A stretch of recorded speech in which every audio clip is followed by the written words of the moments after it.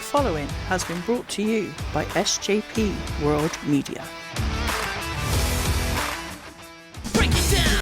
You're listening to In the Corner with BenNny Mack. Unfiltered, uncensored, and unforgiving. Here's the man in the corner, BenNny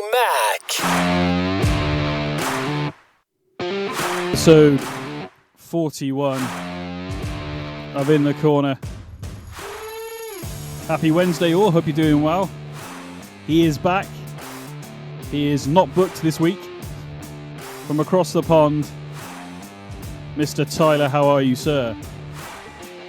BenNy, I'm doing wonderful. I haven't got a chance to tell people to go fickle yourself over your opinions, so I'm doing delightful, and it's always just a pleasure to join my friend from over across the pond that way in the UK. So, BenNy, how are you, my friend? Yeah, you sound like you're raring to go for this as well. I love it. I'm doing very well. I'm pumped up. Yeah, I'm not booked. You made it happen. You said, hey, to all the promoters that want to book Tyler Peters, he's mine first, so I'm here. First refusal, I think they call it, don't they? So there we go. Well, that'll work. Yeah. Oh, mate, how you doing? I am doing fantastic. How's your week been? Seriously, just love being on the show, and I thought I'd bring a little different energy. I've got to step up my game because BenNy does such a wonderful job, and I thought, hey, why not change it up week to week and surprise people? Many different faces. The three faces of Dustin Tyler, maybe. We should have that'd be a new t-shirt. There you go. Hey, that'd be a pretty good, cool shirt. Yeah, the three faces that you don't want of Dustin Tyler. Yeah, you like that? That's good. Yeah, no, I'm doing very well, thank you, mate. It has been an up and down week, but we got some wrestling to talk about. So yeah, we do. But yeah, man. I mean, Raw obviously happened Monday. I finished watching that earlier. Great main event, actually. I liked them. I kind of saw it going the way it went. I didn't know which member of the Judgment Day would get involved, but it was very cool to see Edge take on Austin Theory. They put on a really good match for the US title. It's a great match. The forever champion, as he calls himself, Austin Theory, still champion. And it looks like we might be getting Finn Balor versus Edge at Mania based on what happened on Raw this past week, man. I mean, is that a fair assumption? It sure appears that way. Yeah, I would think so. I think we'll probably get Balor taking on Edge, and I'm all for it, man. Just like you were saying, BenNy, Edge and Austin Theory tore the house down up in Ottawa, Canada. They were just in Montreal for Elimination Chamber. I know we'll get into all that. But how great and how well-executed match, as we shouldn't be surprised by the Rated R superstar, the Hall of Famer, and Mr. A-Town Down, the United States champion, man. Austin Theory. Do you know what? I have no issue with Austin Theory having that title for the next 6 months. I really don't. I think we get to see a lot if he does do that, or even the next 3 months, if we can see a lot more of this character of Austin Theory develop. Obviously, the new sort of persona he has at the moment is not massively dissimilar than what he was doing before, other than he's lost his selfie stick, essentially, and he's a lot more aggressive and a lot more cocky. So there's room for this character to grow, isn't there? Yeah, he's got some more swag. I mean, you could argue he had a little bit with the selfies, like you were alluding to, but I think he's got a newer, aggressive side, and I like it. He's taking things seriously, but still having fun out there. He's able to get the heat from the crowd, and if I look like Austin Theory, hey, I'd have no trouble flaunting it, I'll just tell you. But unfortunately, I don't. That's why you don't want to see me like that. But going back to the main point, Austin Theory, I have to agree with you, and I'm going to have to disagree later on, but I'll tell you, Austin Theory as the United States champion has been just magnificent. It's been good, isn't it? He's got all the tools. Yeah, I mean, I'm with you. 6 months, a year even. I'm cool with that. I've got no issue with long title reigns. Obviously, it's when done right, look at Roman, for goodness sake. You know, obviously, this is one of the biggest stories in wrestling. I don't, whether you're an AEW fan or not, or whether you're an Impact fan, you can't really. Yeah, you could probably shit on certain things of it, but overall, I think it's been. Me personally, I don't shit on any of it, but like, it's a damn great story, and we're still not over yet. It's still not over, is it? To be honest. No, it's not finished. There's a lot regarding the story, and That's what I love about these long title reigns. And but going back to something you said before, all the championship reigns, I'm going to have to start critiquing more of this stuff. I think I'm holding back. I've got to start coming in hot, and that's what I'm going to start doing. So Benny's scared right now. You can't see his face. But yeah, Tyler Peters is coming for everybody. So beware. There's your warning. 3-minute warning, is it? I don't know. Yeah. Wait a minute. Is it hot lesbian action? Oh, that's for another podcast. Carry Whoa, on. wrong podcast, man. Wrong podcast. Although that'll be is this still wrestling? I don't even know what's going on anymore. There we go. See, I told you it's going to be different. It's going to be unique, and you better believe it. The three. What did you say? The three. I said three faces of Dustin Tyler. What did you say? The three.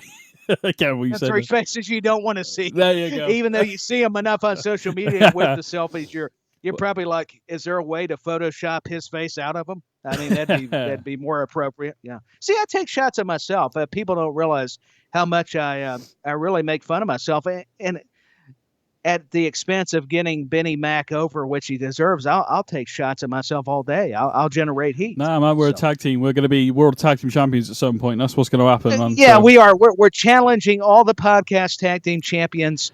The gauntlet's been set. The challenge has been laid out. So you don't want any piece of us. I'll tell you, we're the UK-US connection. UK-US connection. Oh, did I mention that before? I think do you know what? I got on my list of T-shirt ideas. I think you did. Yeah, I think I did. You deserve the credit. Leave it for me to even steal my tag team partner's line. It's got to be done. It's got to be done.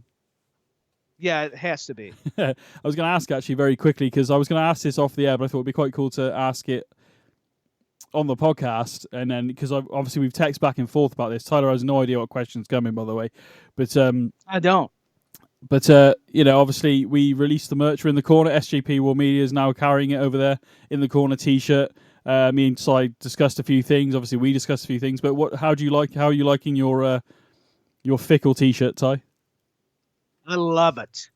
If I could do a Brother Love impersonation, I would go, I love you too, the shirt. Because, you guys did a amazing job with all the T-shirt designs, by the way. So everybody go get whatever shirt you like.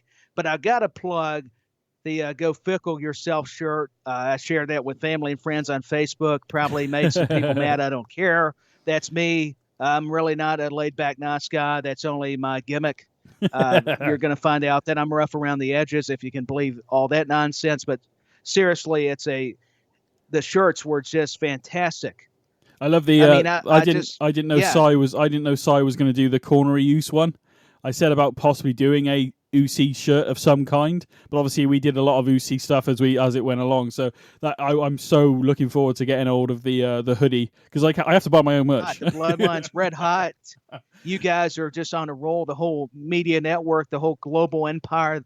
It's not WWE. It's Size Network. It's the BenNy Mack Show, and I guess I'm kind of in the Sami Zayn Jey Uso where I think I'm cool till I don't know what cool is till I've been on these programs. There's so much stuff. I'm just humble, man. Yeah, me too, man. Obviously, this show is on the thing. Chain Wrestling is like the flagship show. Let's face it. Back when with yourself and Danny, RSH as well is on regularly scheduled hostilities. They'll be on in a few hours. Actually, live. We're not live. We're recorded, obviously, at the moment. The Doctor Who pod. Great shows. Yeah, there's so many more. WCW Nitro Nights, the Rise and Fall of NXT. Is it Murder in Mind? Yes, it's the Murder in Mind podcast. Murder in Mind, yeah.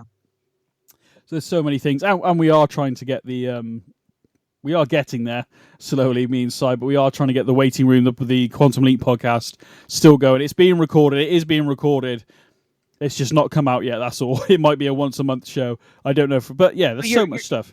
You're building anticipation. That's what I see. I see the dollar signs. I'm already hooked. You just said it. You just had to say the one line, Benny, and I'm there. I can't get enough of these shows. I'm losing my mind. We're going to have to cut a promo here in a minute, but we're going to have to carry on or I'm going to get fired after next To be week, honest, so man, I don't know. When it comes to yourself, you cutting promos, you seem to nail it. You just cut one and you're done. So, I can see why the commentary, man. Hopefully you get to pursue that a bit more, which we said before, but yeah. Oh, thank you. Well, and hopefully you too as well, because I hear you're very talented. What I was going to say, Benny, is people, quit coming after BenNny Mack, because if you do, you're going to have to mess with Mr. Tyler Peters. It doesn't Tyler 86. Just send your hate mail, your tweets. I don't care anymore. I'm sick and tired of it. This show deserves more than 10 stars. I don't care what Meltzer says in the Tokyo Dome. And I've had too much coffee, you can tell. But there you go. I was going to say, is it an energy drink? Are you drinking Prime, or are you drinking, what the hell's going on, man? Yes. I'm off the rails because I told you I wanted to be a little bit different, and it may be the kind of different. Benny's like, boy, Tyler's on something. But yeah, truthfully, at least I'm open. I'm honest. I just, not that anybody's attacked you recently, but in case they do, 3-minute warning. I'm only giving them a minute warning. Fair enough. Fair enough, man. I mean, yeah, let's crack on. We could rant for 2 hours, I think, between me and yourself. Yeah, we could go a long time.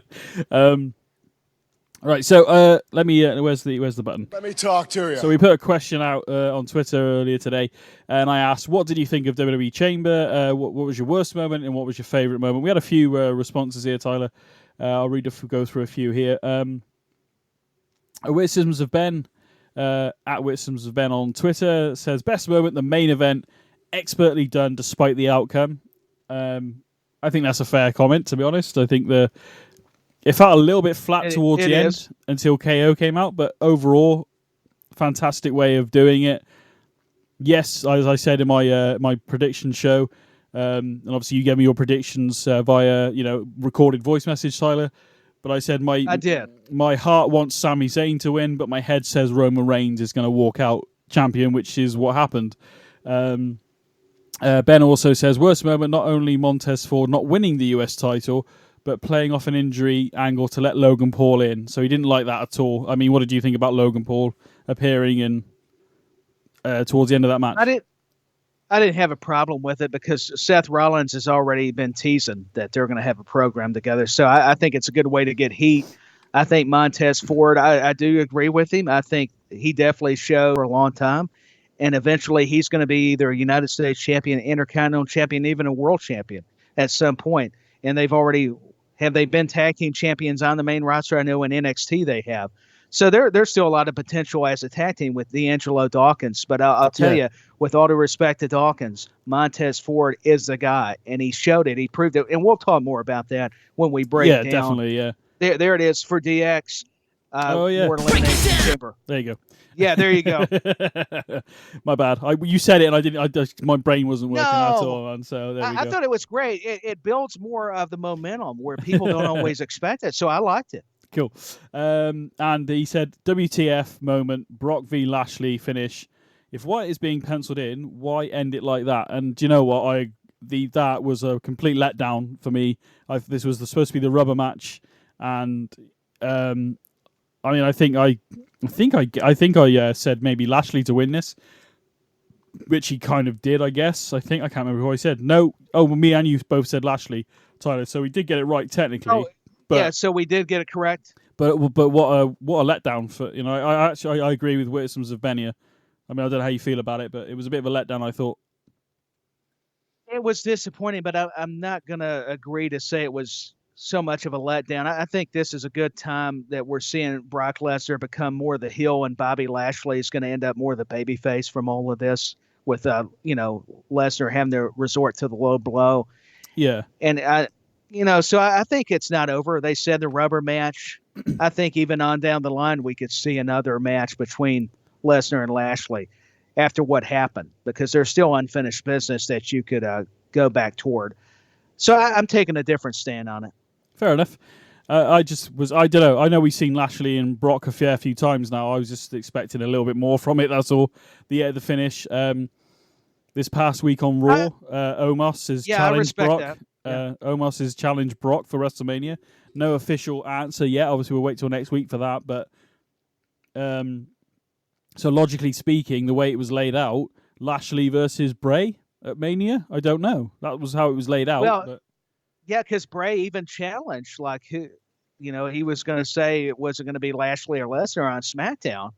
So you may have thought, hey, why didn't we get Uncle Howdy or Bray showing up? But I think they're trying not to show us too much or reveal anything so abruptly until we get closer to WrestleMania. So that may have just been a good swerve or tease, just like maybe the Omos thing could be.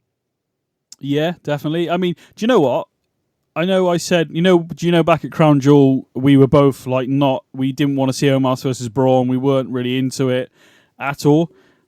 I do remember. Yeah, weirdly, I think that could be fair. It has the potential to be very interesting, Brock versus Omos. I don't think it'll be amazing, but I think it has. Maybe it's because it's a fresh match idea. Maybe that's why I'm thinking, other than Brock and Lashley, maybe. It's going to be interesting knowing how Brock's style is compared to Omos and have an MVP, align with Omos. And could this be a part of a new Hurt Business? So Lashley would not be completely out of the picture. I mean, I think I said on the show I was very much pulling for maybe Lashley does win, but thanks to the Hurt Business and we have a reformation of them, but that didn't happen at Elimination Chamber. Could this be happening at Mania? Could this be happening leading up to Mania? I have no idea. But the way it seems to be with Omos and Alexander and Shelton in MVP, the only missing piece for me is Bobby Lashley. So is it going to happen? We'll have to wait and see, I guess. Yeah, we will. And I think it'll be exciting. Now, whether it happens or not, it's all fantasy booking on our ends. But I hope there is a chance because I really dug what the Hurt Business was doing. Yeah, definitely. No, I think the Hurt. I think I've said it before on the show. The Hurt Business was very much cut short, I believe, at the time when Bobby became WWE champion. And then he just attacked them, and it was just like, "Yeah, I don't need you anymore." It's like you didn't. I don't understand. There was no real. There was no explanation. Well, look at what. Pardon me. Look at what's happening with the Bloodline. Now, whether this is a swerve or whether this is an actual, the Bloodline being picked apart bit by bit, which I'll get into later, but at least we've had an explanation of why they're suddenly starting to be dysfunctional and all that, whereas the Hurt Business, it was just, oh, I'm WWE champion now, I don't need you, goodbye, boom. Okay, I just feel we needed more of a reason and there was no real follow-up for the others to kind of go against Lashley either, so I don't really... Again, it was just very much like a way of, let's just get rid of the Hurt Business, I think. It didn't make a lot of sense. There was just no rhyme or reason. I mean, I could handle Bobby Lashley turning on him, but at least give us some clarity on why he was doing it. So we had a lot of questions unanswered. Exactly. And with the Bloodline, they have done it so well that it's almost made it hard for any other storyline, even within WWE. Not to mention outside of WWE, but especially internally, it's making it hard for even good storylines to be great after seeing how well this one's developed. Yeah, definitely. UTT Rob says, so actually, but Wisdoms of Ben had one more addition he wants to add, and I'll follow this up with UTT's comment because it informs the other. But Ben says, in addition to if Theory faces Cena at Mania, he doesn't need the title. Montez should have won. I think we all agree with that to a degree. I think it would have been so much cooler if Montez did. Well, he was definitely the MVP of the Elimination Chamber match for me, anyway. But that's just myself. He had to be. Yeah, UTT Rob, at UTT Rob follows this up with. To be fair, Cena is tied with Flair for both 16 world titles and 5 US titles. So I'm guessing, given Cena said he didn't want to break Flair's world title record, I'd imagine he'll break Flair's US title record. So that could be a thing going into Mania. Maybe Cena versus Theory. Maybe that could be a thing. That could be a thing. That's not actually a bad shout. That'd be quite. If anything, imagine if Theory beats Cena. Yeah, if you read too, Benny, and I'm sure you came across them, and I'm sure all the listeners and people that thank you for the wonderful questions as well. That Cena will be back on the Raw in March, one of the early episodes in March. Cena's coming back. It'll be in Boston, Massachusetts, where Cena's from originally. I believe it's the 6th of March, I believe. That's so not next Monday. I couldn't remember the date. Yeah, not next Monday, the Monday after. So yeah, Cena will be around, which would be good. One more comment before we move on. Let me talk to you. Total Steve-O. We're going to break a little bit of inside news here.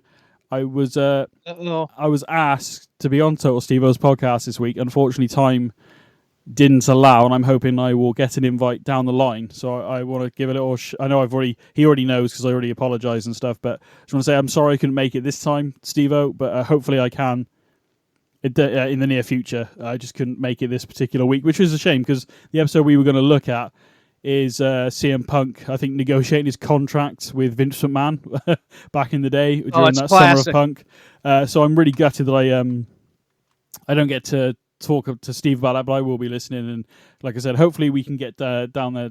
I can get on down the line. But Sivo says, I can only comment on Lesnar match and Reigns. Lesnar looks incredible. Match was typical Lesnar match, guessing at a no DQ. Guessing a no DQ at WrestleMania. Although it's changed actually, Steve-O. Obviously, we've just mentioned some of the matches that could be happening now. Maybe there might be a weird fatal four-way where it's a number one contender or something for the following pay-per-view for the title or something. I don't know. It could be. But Steve-O, a shout-out to him, and I can't wait till, BenNy, you're on one of his shows. It'll be just tremendous, so let me know. Because, and by the way, Steve-O, very knowledgeable guy. I got to plug his program. He had me on. He was really desperate and said, hey, come on. I'll have you come on. So that was good. Yeah, man. I just got till I couldn't do it, but hopefully I can down the line. Yeah, me too. Hopefully. Steve-O, Rami? Reigns versus Sammy is what I was trying to say. Loved every second. Wish Roman would put his middle fingers up to the crowd to really piss him off. Fair enough. I think Roman Reigns is at the point now where he doesn't have to do that. Just the swagger that Roman Reigns has is enough to make people annoyed. He don't need to flip off because he don't have to be stone cold. It's a different era, different character. He even can though just do the nonchalant, whatever, sort of, I'm better than you, sort of, just his whole presentation. Condescending. Yes. Yeah. Like he's got that aura. Like I love that. And we'll talk more about it. I hate to give too much away on either end here, but yeah, he just doesn't need it because he's getting genuine hatred. I mean, not just heat. That crowd in Montreal did not like Roman at all. Yeah. Steve-O goes on, but the ending of the match was underwhelming, similar to a lot of what goes on in 2011. A match just ends, and I think, oh, that's it. The aftermath with KO was cool, though. So, mixed opinions on that one, definitely. But either way, thank you very much for everybody who commented. We very much appreciate on this segment of the show. Let me talk to you. Which is now called Let Me Talk to You. Yeah, we do. Yeah, LA Knight agrees, and hey, you can't argue with one of the new top stars of the day, LA Knight. Yeah, but he's got a good year ahead of him, I think, as well. There's a lot of talent going forward, which we'll talk about maybe at some point. That we'll maybe make that a show at some point. But some of the people he deserves going forward, yeah, definitely, and we'll see what happens. Like there's so many people. Austin Theory, LA Knight, even Bronson Reed to a degree. I know he hasn't had the best start, but I think we're just building this monster up at the moment. So once we get there... Yeah, you can see the upside. Absolutely. There's going to be something in that going down the line, definitely. Let's talk about Elimination Chamber a bit then, because we've got some predictions to get through and stuff, and we'll try and pick our highlights and stuff. I think, obviously, we've kind of talked about it already, but let's quickly go on to it. Brock versus Lashley. I just wish it was a bit of a longer match. That's all. The way it ended doesn't really, especially considering how it seems to be going now. But I suppose it leaves that asterisk above them. So if they want to move down the line with them at some point, we still have that. Well, they've all done low blows and cheated or whatever, or had outside interference. So nobody's really had a clean win, have they yet? So that leaves it open to they haven't. Who is actually better, I guess. I think it showed a vulnerability with Brock because that Hurt Lock was on. And I think even the commentators, Michael Cole, Corey Graves, were pointing this out, BenNy, that Brock had to do something out of desperation, and that's what he did with the low blow. But you just said it. I'm glad you called this into my remembrance about that Lashley also did these kind of tactics. So, I wanted to say, well, this is possibly Lesnar going heel, but not quite, because you could make the argument about Bobby So it's very fascinating what kind of story they're conveying here between these two legit athletes and monsters of men, pardon the pun, with Braun Strowman, but legitimately, these guys are bad to the bone.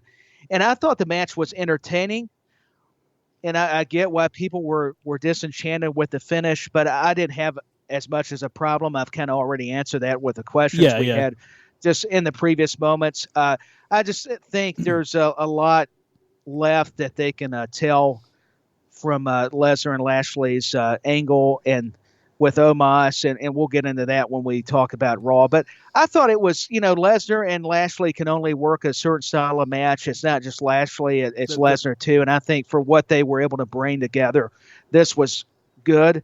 It just, they went with a different finish. But I think we kind of read into the finishes a little bit too much, where we got to take steps back and look at the longer picture instead of just the short term in the moment. As I said, I 100% agree with what you just said.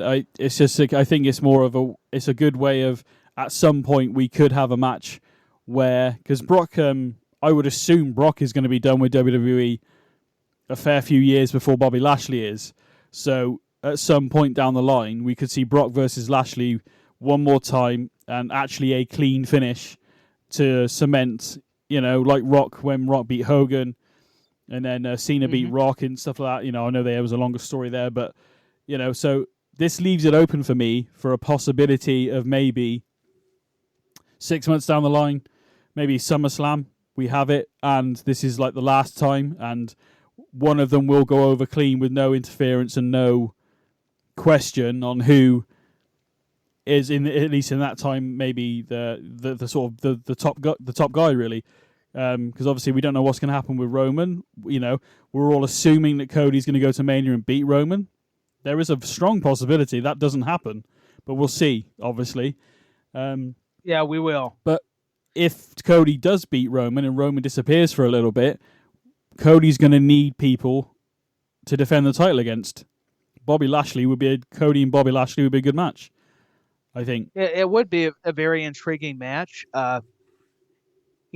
I think there has to be a clean finish whenever this is definitely not going to be the rubber match. They were talking about that going back to Lashley and Lesnar. But, yeah, I could see Cody and the Almighty delivering the goods because, we all know how talented of a worker and overall just wrestler Cody Rhodes is, for crying out loud.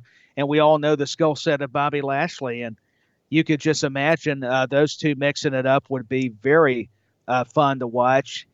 And I wouldn't mind seeing going with Lesnar. Eventually, I hope we do get the Gunther-Lesnar match down the road because going back to Royal Rumble, I know we're talking Elimination Chamber, and that's already happened, obviously, but I want to see a Gunther-Lesnar showdown in the future. That'd be I want to see that. I think a lot of people want to see that match, to be honest, Tyler. So, again, it leaves options open, doesn't it, for different people to have matches down the line. So many. So, yeah, definitely. Now, in terms of predictions, we both went with Lashley on this. So, like I said earlier, we're both right on that one. Yeah, we are. We're both smart, at least in that prediction. Well, so. I didn't imagine this match going the way it went. So I don't think I was annoyed with it. I was just disappointed in a sense of it's no different from watching another sporting event and you want your team to win and they lose 2-0 or something, or it's a very lackluster match. Or I'm not saying the match was, but I'm just saying the finish was not what I wanted, so I was disappointed. I wasn't angry about it. It lacked excitement. Yeah, I wasn't annoyed by it. I was just like, oh, really? And that was it. That's all? That's all, That's the way we're going to end this thing? Well, what I enjoyed is seeing referee Chad Patton. He's, I'm sure, a nice guy, but if I'm going to be Hill, he deserved it. What are you doing disqualifying the match? I would have F5'd him to the front row. Forget it. Well, I saw a couple of posts of people going, and it's these ones that go, oh, the one where Brock F5'd the referee, I think it was on Raw, wasn't planned. Brock went off script. So? Who cares? It's entertaining.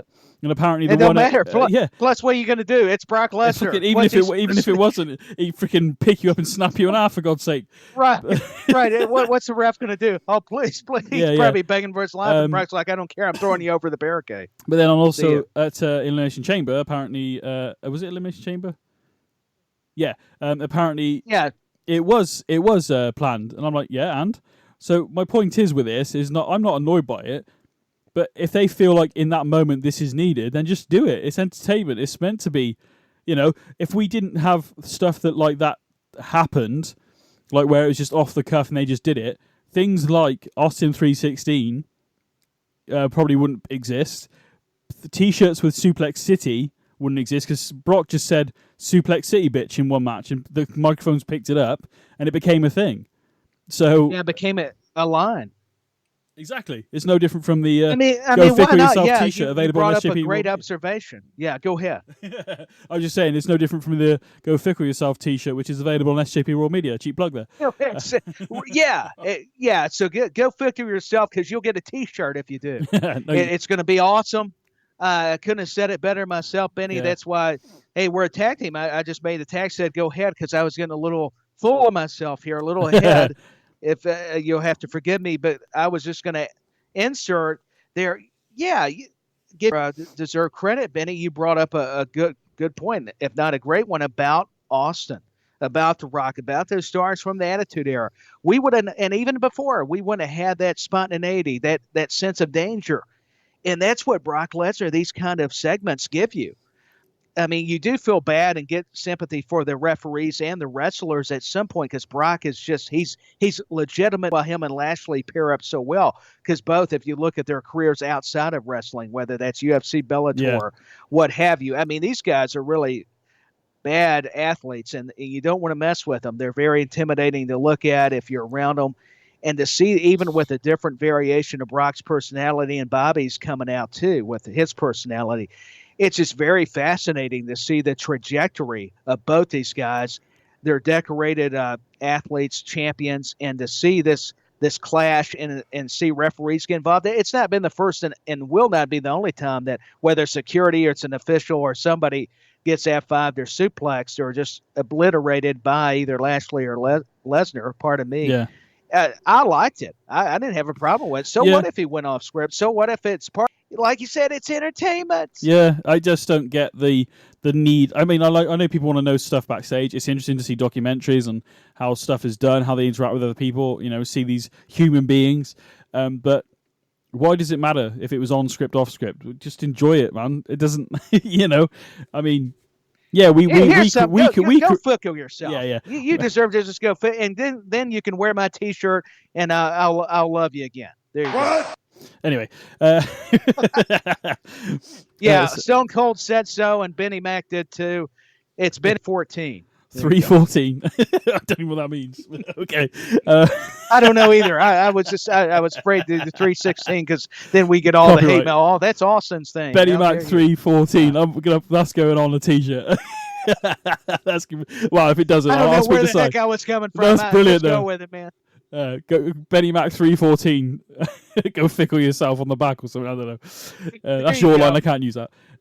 So anyway, we both got it right. We have different opinions on it, but overall, I didn't hate it. I was just a bit disappointed that it didn't just go the distance, I guess. But not every match can. There's reasons for that. No, not every match can, and I think we just overanalyze things. I respect your viewpoint, even because we always are very formal. Well, at least most of the time, formal is kind of a laughable word because we're passionate, man. We bring it. We're the heads of the table here. And I want to tell you that, I get why everybody may be underwhelmed by the finish, but I'm just looking at it from a different lens. And I think it's also a good... Sorry, go on. No, I would. That's all I was adding. I just think it's a different perspective, and that's what's good. I think it's just I don't know what's going to happen going forward, but it's also a good way of keeping these two away from each other again. So, like I said earlier, there is a potential here for a match maybe in a year's time to just finally decide who is the best out of the two, which is more of you need a bit more of a build than that, because we haven't had much of a build, have we, because of Brock's schedule. He seemed to lose a match, disappear a match, and then he disappeared. And so he hasn't been around enough to maybe forward the story. He doesn't have a mouthpiece anymore, like a Paul Heyman, because you look at Paul Heyman, he's obviously with Roman. No, he doesn't. So we don't need Roman on the show because we've got Paul Heyman holding the belts, talking about how great the trend moving him forward. Whereas Brock doesn't have a person to talk for Brock again, like Paul Heyman did. Him. Yeah. So which is yeah. I was just going to say. I agree. Sorry. Yeah, I think Heyman. I know that's the signal on here is awful. I'm not meaning to cut you. Yeah, it is. Gosh almighty, it's my signal. I'll take the blame. No, what I was going to say is Paul Heyman. You're absolutely correct. He can just say so many brilliant things, and he gets over Roman much like he did. And Lesnar's getting more comfortable. It really gave him an opportunity to step out of his comfort zone, I think, with promos. And we're getting the funny kind of cowboy Brock stuff, but yet he can go into beast mode. And I think that's very clever on the creative's behalf when referencing Lesnar. I was just going to say, yeah, maybe Lesnar is missing having somebody similar to Heyman, but it may be nice that we got a break from the Heyman-Lesnar type of a relationship. I get what you're saying. No, that's all I was thinking while I was listening. It's very interesting how far along things change, and not always is that change bad. It's actually a good thing. Yeah, definitely. I mean, even if they recorded a couple of things with Brock talking to the camera or something, that they could play it so at least Brock's on the show every week to then push said story. But we'll see what happens with it. Apparently, Omos has challenged Brock. Whether Bobby Lashley gets involved next week, I have no. We just have to wait and see. The way it looks, he could. Yeah, of course. I'm just going to say the way it looks at the moment, potentially Lashley versus Bray, which I think might be a bit soon, to be honest. I'm not going to lie. But, it is what it is. And Brock versus Omos, potentially a good idea. Could be a good match. But I don't know. Or maybe this is a red herring. Maybe we are going to have Brock versus Lashley at Mania. But the way they're doing it is just to lead us down a path of we think, oh, yeah, Brock and Lashley are done. But actually, the Hurt Business could play a part in this, as we said earlier, with Bobby coming to the aid of Omos or teaming up with Omos and Brock. So, again, we'll see what happens. But ultimately, we both got it right. Lashley won, despite the finish. Yeah, Lashley did. He was the victor. And I will say I would not be I would actually, let me back up, I would like for Omos or maybe interference, and I wouldn't mind seeing Bray get involved, because even though people probably are kind of rolling their eyes at that kind of creative, that would still be very, I think, just very out there enough to where you're interested in whether it's going to be Lashley or Lesnar. But I guess it would have to be Lashley, since he said whoever was going to win the match on Bray's end. Yeah, on SmackDown, yeah, he said that. So, again, we'll see how it pans out. Obviously, SmackDown's on Friday. SmackDown is, again, this week's Raw didn't seem 3 hours, even though it was. So it wasn't a bad show this week overall. But I know we're talking about, I was able to get into it. Yeah, same. It has its moments where it gets better. It don't seem like it's a roller coaster ride of 3 hours. Because most of the time I'm bad. I'll be sipping on something, have it on the background, and sometimes I can even be into the matches and segments, and I still, if it's one of those where it's not drawing me in, I'm really having some trouble. And this week did not feel like that. Yeah, I agree. Moving through the matches then quickly, Edge and Beth versus the Judgment Day, which is Finn Balor and Rhea Ripley. Even though I said I still want to see it, I want to see Beth versus Rhea at some point, one-on-one. But I enjoyed this match, actually, overall. I thought it was a great tag team match, and the way they did callbacks to Extreme Rules and stuff like that was really good. Progressing the story, although it seemed like it was over, but it wasn't. Yourself went with Judgment Day, and I went with Edge and Beth. And who won that match? Oh, Beth and Edge. Keep bragging. I know. I should have betted on the Hall of Famers. I'm going with youth here, Benny. Forgive me. No, and to be honest with you, what am I talking? To be honest with you, it's hard to actually, the way the Judgment Day have been lately, it's hard to bet against them. But I just figured in this scenario, they could do it in a way where, the way they did it, basically, that's how I figured they would do it. And do you know what? A good tag. Normally, these mixed tag matches don't go very well, I think, in the past. But I enjoyed it. Yeah, this was a very highly entertaining match. Dom getting involved was hilarious. Corey Graves, him and Michael Cole, their banter about Dominic was funny, about the prisons up in Canada, and his interference, and then Edge chasing him off only to see him return, then clothesline and Finn. I love the chemistry between Judgment Day and Edge and Beth, and it showed. You're so on point. And I love the Kevin Sullivan kind of trio woe spot where Rhea had the Glamazon tied up in the turnbuckle, and I just, man, all the dynamics, all the different aspects of this matchup just delivered. It was you couldn't be too critical. You couldn't pick it apart. I mean, and I'll leave that for the wrestling historians or people that do that. I think as far as psychology, the entrances, I mean, everything was just fantastic. So I have to concur, as much as that pains me, because I need to start disagreeing with you. And you even won this match, and that makes it so hard for me to give you your props. Makes a change. I will say, yeah, this match was good. Oh, I'm going to have to. I've got a cough in a minute. Oh, excuse me. No worries. I like the fact they used the shatter machine as well to finish the match. Pretty sure Revival used to use that, and obviously they did. Edge actually trained. I forget which one. When he was getting back into ring shape before he was it Cash Wheeler? I think so. I can't remember, but it was definitely one of them. I'm not sure. Yeah, it was definitely one of them, and he trained with them. Dash Wilder. Is that right? Yes, I think so. Yeah, Dash Wilder. Yeah, it was something like that. I think it was. Yeah, I think you're right. So yeah, I feel like, and of course, I think the Revival are Triple H guys. So whether we see them back in WWE at some point, is that like a little nod to them? I don't know. It kind of is to a degree. They might.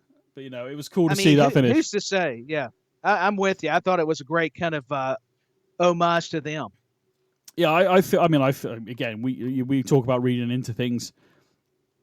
It could very well be we're reading into it, but it was cool. Like I said, it was fantastic, and I just hate that you got that one right. Even though I will say Edge and Beth looked phenomenal. With respect to AJ Styles, I know who is phenomenal, but also, hey, Judgment Day, it was starting to wane, but. And I was critical of Edge not being the leader because I really loved their dynamic. But yeah, I did. I'll have to go back on that statement, knowing, hey, look what we got though. We got a heck of a rivalry, Extreme Rules. What happened? Now Beth's got involved. So the sky was the limit, and the way creative and the booking, made up for it for this match. I'm glad we had this match because I'm like you. Sometimes I get a little bit. I kind of roll my eyes or not, but there's no excitement or I suppose it's or looking forwardness to it. Yeah, I suppose it was breaking them up. Whether it was meant this was the plan initially, I have no idea. I read some stuff that apparently Edge was not happy with the way they wanted to make the Judgment Day. Apparently, they wanted it to be a lot more supernatural.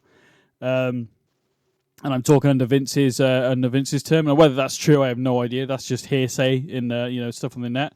So that's why Edge was... Yeah, you can't ever tell. Yeah, was prematurely... obviously, Edge didn't want to be a part of it if it was going to be that, so they did that. Obviously, we'll never know. But I think the reason why a lot of people hate it, me included, like you said, Edge kicked out almost a couple of weeks after it started, and that's never... I don't think that's ever been done where somebody's tried to create a group, and then the people that are in the group, the young, imagine if that happened with Evolution. Right.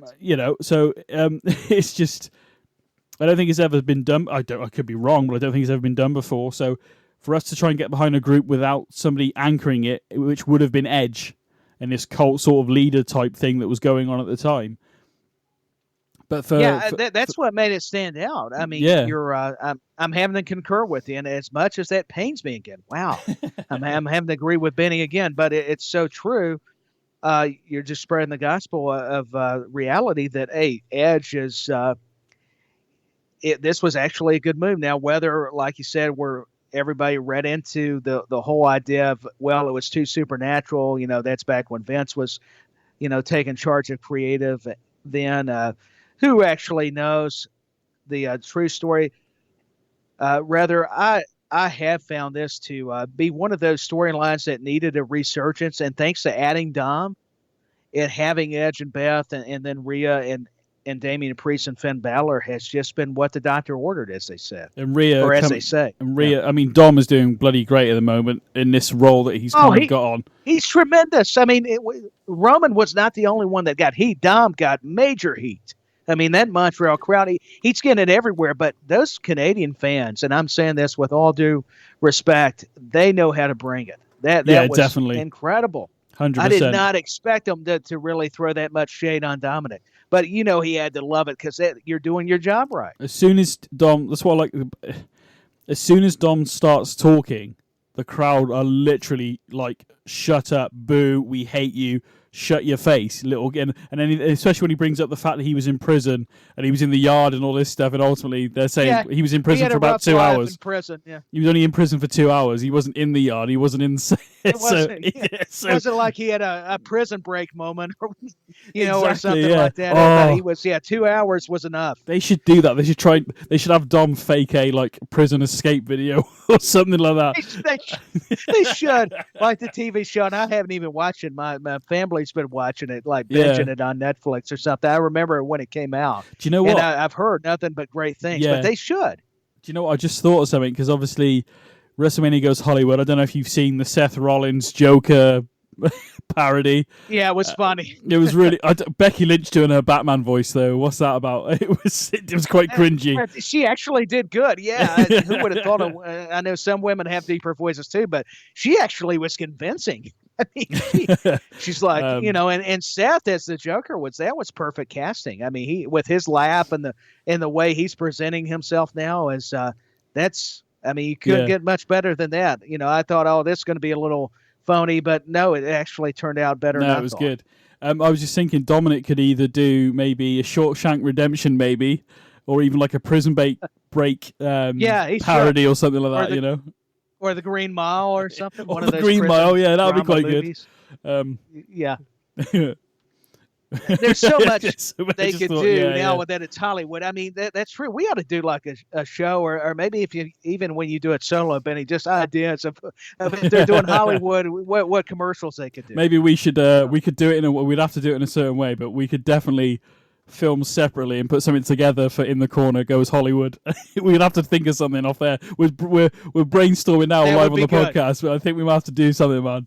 We're gonna have to. We'll talk. See what we can get done. Via the wonders of the internet and everything, and separate cameras and being in different country. But I'm sure we could figure something out. Definitely. Any ideas, ladies and gents, of what me and Tyler could do for a WrestleMania style Hollywood parody for In the Corner? Please help. At In the Corner WWE on Twitter. Let us know. That's I love that idea. Yeah, I think it's genius, and hey, that's all credit to you.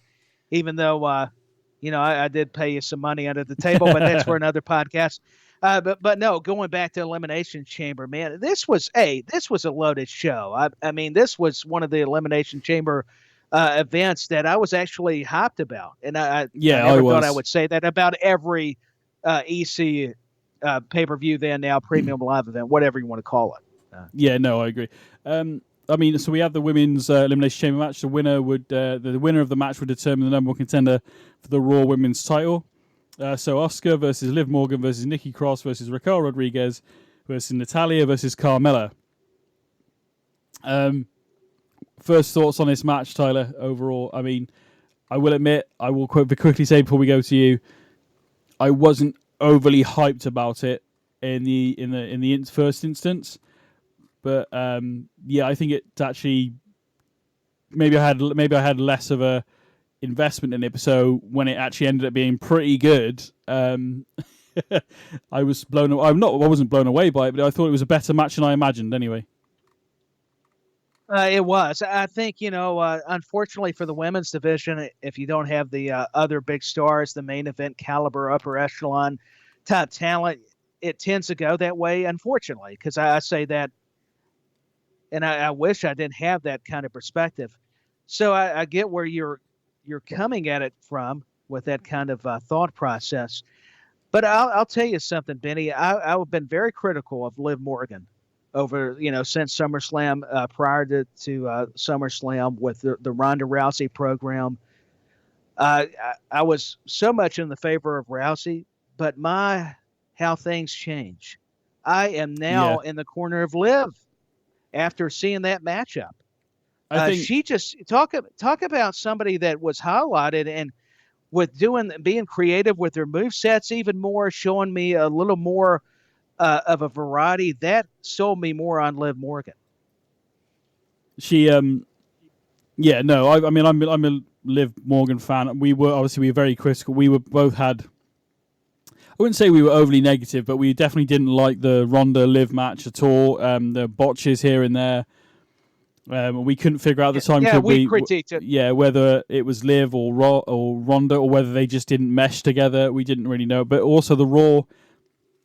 In fact, until recently, I mean, SmackDown's got a little bit better, but overall, both women's divisions felt very stagnant and very like, yeah, okay, that's happening. That's perfect. Yeah, that's the way to say it. Stagnant. Great word. But, the way it's ended up being, I thought it was a really good Elimination Chamber match, to be honest, and better than I imagined. Better than I imagined, definitely. Yourself, you went with Raquel Rodriguez, and do you know what? I don't blame you for that. That's a bloody great pick. And I will. She had a great showing too. She did, yeah. All of them did, I think. Even Natalia had a pretty good match. I think it's fair. Everybody did. Everybody looked good in that match. Carmella looked great, and that's I think that was I don't know if it was her first match back, but it was her first pay-per-view back, PLE back. So she looked bloody good in the ring, and looked good. She did, and I liked the way that she was kind of hiding in the pods, talking smack to Asuka. But then when it came time, of course, she was doing the heel move, trying to run away, and took her licking and kept on ticking though, because she would take advantage. I like. What did you think of that double team? The double teamwork, I should put it, of her and Asuka taking down Raquel. I thought that was done. That was a good way to tell the story of fighting from underneath. It took two ladies to keep Raquel down and eliminate her.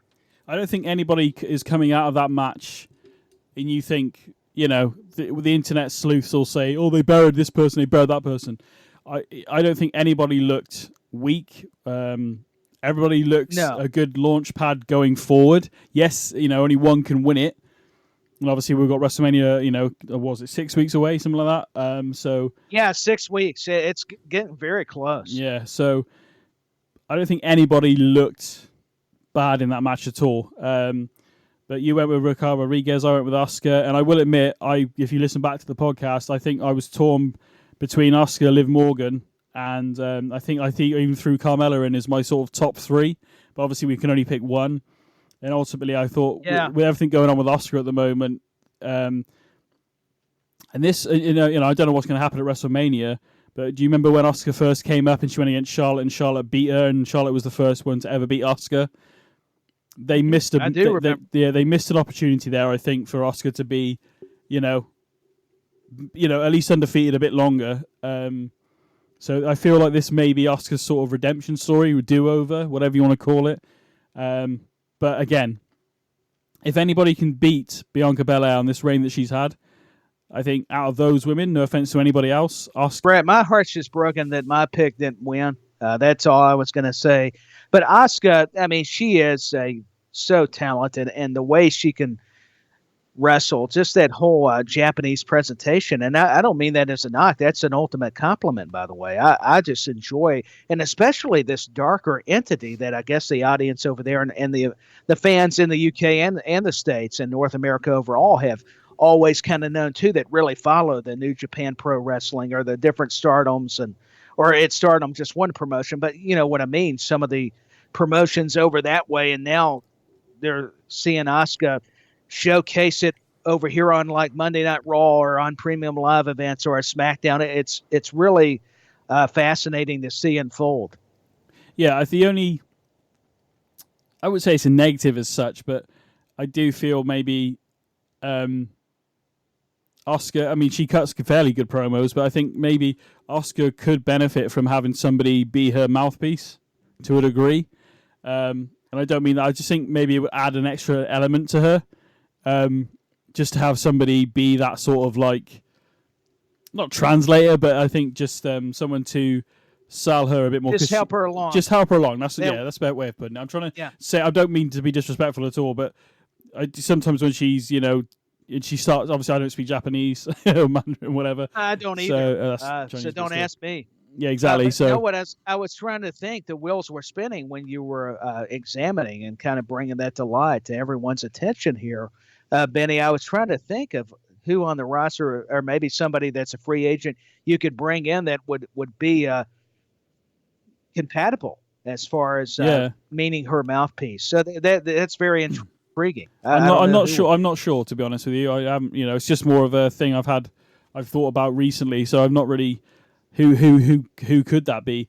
I mean, on our curveball here, Chelsea Green with the whole Karen thing at the moment. Oh my gosh! I was thinking the same thing, and something's wrong here. I at first disagreed with BenNny a lot. Now I'm actually we're telepathic all of a sudden, because I was actually honestly I was thinking Chelsea Green. I was saying she's got such a different but still yet crazy type of Karen thing going on, and that may be actually very fun to watch. Because you could have her be the essentially dealing with all the travel and all that kind of the agents and all that kind of stuff and the stuff that could happen, and Asuka could just be this monster competitor that literally, I'm not saying comes out like Goldberg or Brock Lesnar, but maybe similar, or even like a Ronda Rousey used to when she first came in. You've got that sort of ultimate fight sort of feel around Asuka, which you could do. It makes Asuka feel more legitimate. Like exactly. Brett, not saying she's not, but we've seen so many different variations of her character. Why not unleash more of that darker side, kind of like what you're saying, the monster? So I'll go with you on that one. I mean, that's just off the top of my head. I just thought, just as we was talking, because you asked the question, I hadn't really thought about who could be. No, I think it was good. I think it's good to ask questions, and you gave me the answers. What was that Roddy Piper promo that was so famous? I mean, I can't remember it, but I mean that's, I don't know why it always reminds me when we say the questions and answers. Just when you think you've got all the answers, I change the questions. That's it. That's it. So I'm glad you remembered. Yeah, you think of the hot rod first. But I'm going to milk it a little bit. But yeah, I chose Asuka. She won. So that's another one for me. So yeah. Oh yeah, why not, Brad? Hey, you're undefeated. I see. Okay. You're undefeated. I know, but I'll allow it because it's your show, and you know. But just remember that I am undefeated. You'll come back. You'll come back. We got 2 nights of WrestleMania to come up as well, so that's going to be a hard one to But I haven't won a pay-per-view against you at all since we started this, and you've been on a streak since Extreme Rules, so. Just enjoy it. I'm just going to say, sit back and enjoy your 2 matches. I will. But I mean, I'll say it now because we're going to talk the last 2 matches anyway. But ultimately, because of those 2 that you got wrong and I got right, I have won this pay-per-view for the first time ever. What? Yeah, Steve, I won for the first time ever. Hey, yo! Yes. There you go. So I won. All the sound effects. I mean, hey, congrats to BenNy. I'm even going to give him applause, not too loud because we're recording. I just want to say though, hey, I'll admit when I was outnumbered, man. You got me 2 matches. I finally won one. That's all that matters. At the end of the day, I finally won one. So I know. So yeah, that you can hang your hat on that one. But the villain part of me's just got to say, there's going to be more. That's going to spoil any kind of opportunities for BenNy to come back, retaliate. So I'm actually letting him bask in his glory, and we're not even talking Keith Lee. So. I'm going to bask in it now. No, I love this guy. This is the kind of fun we have on here. So. The crowd are chanting for me. They're cheering for me. They are. I mean, they are. You've got the UK people. Even the Americans don't want me to win, so they're already saying BenNy, beat the guy, beat Tyler. But anyway, yeah, I finally won one. But anyway, we're moving on. Austin Theory defends the United States Championship against Seth Rollins, Johnny Gargano, Bronson Reed, Damian Priest, Montez Ford, and the Elimination Chamber again. So it was the other Elimination Chamber match that night. Damn, I mean, it was so good. Montez, as I've already said, MVP. The thing he did, I was so scared for him when he was on top of that.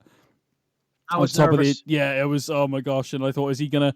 I hope he doesn't mess this up. And but yeah, no.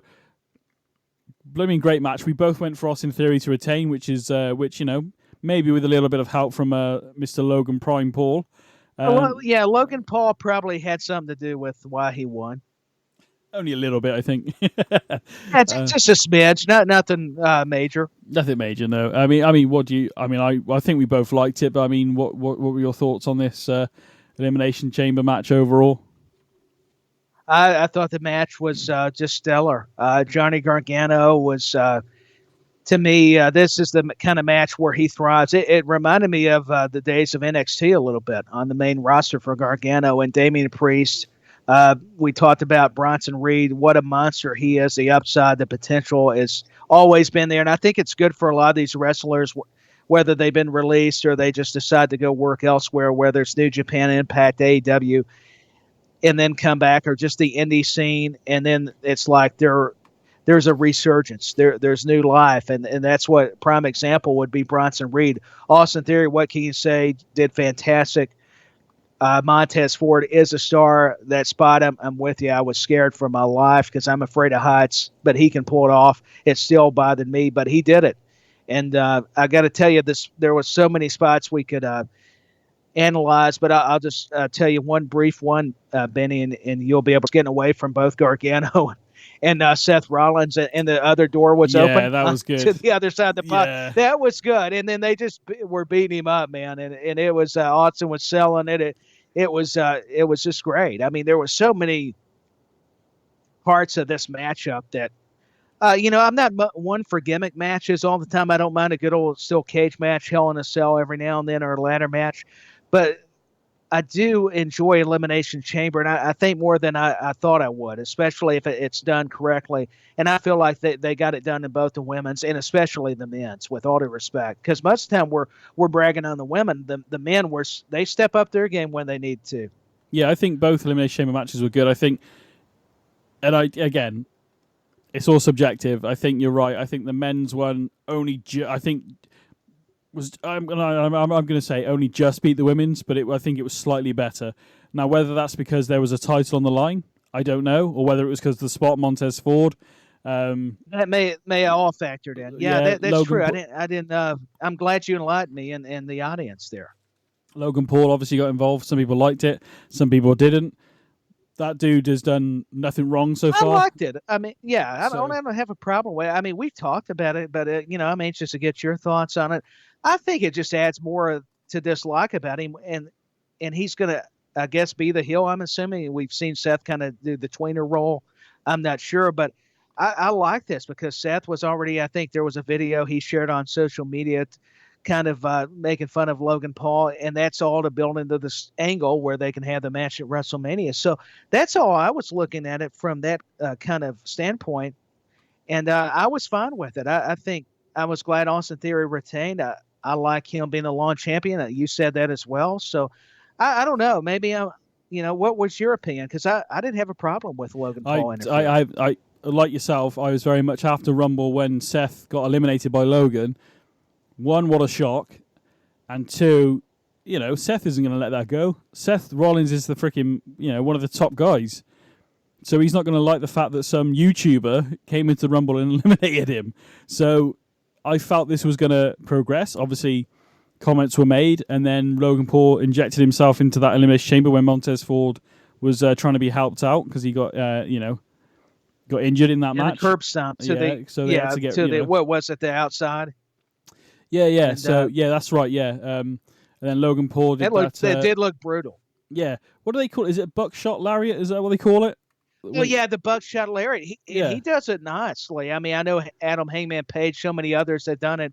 I think Kangan, and I forget, there's been wrestlers even before that had done it. But yeah, of course. Hit the way that him and Bad Bunny, I know we talked about people probably sick and tired of it, but I'm just going to say it anyways. I don't care. Because guess what, folks? I love you, but there's a part of me that's not going to hold back.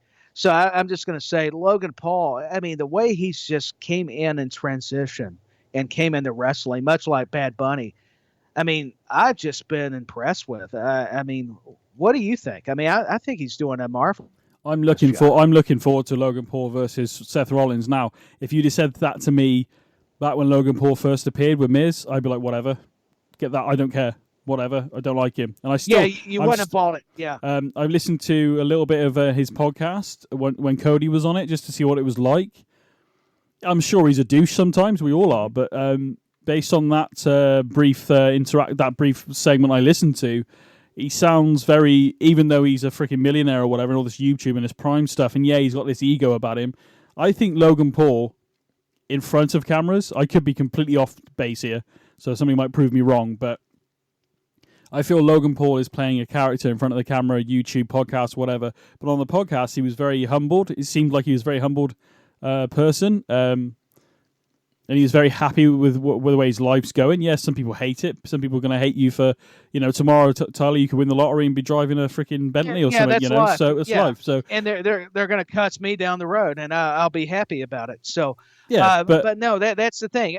Yeah, go ahead. I was just going to say, no, he seems like he's got his head screwed on to a degree. I think if he wanted to be a full-time wrestler with WWE, he seems to have he may not know why he's doing things in the ring at the moment and why he should do that and why he shouldn't do this. But he's going to learn, and he's got the ability and possibly the natural given freaking talent that I wish I had even a fifth of. I wish I did.